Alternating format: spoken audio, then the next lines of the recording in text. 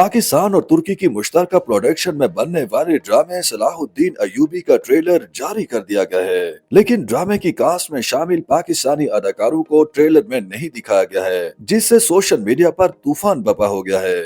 Trailer में बैतुल मक़दस यानी यरूशलेम और उस पर मुसल्लत होने वाली जंगों से मुतल्लिक किरदारों को बात करते दिखाया गया है, जबकि सलेबियों से महाज आराई करने वाले किरदार बोलते दिखाई देते हैं कि यरूशलेम कुर्बानी का नाम है।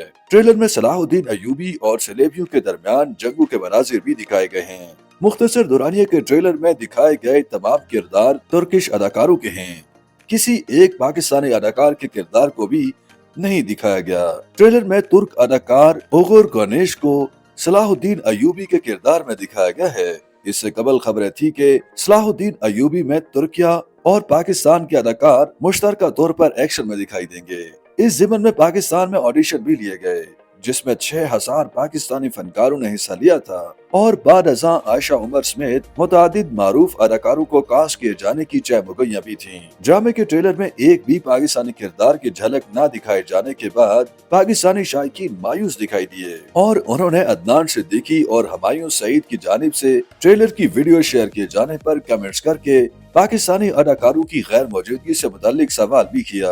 सलाहुद्दीन अयूबी को जल्द तुर्किया के सरकारी टेलीविजन TRT1 पर नशर करने का ऐलान किया गया है, ताहम इसे रिलीज करने की तारीख नहीं बताई गई।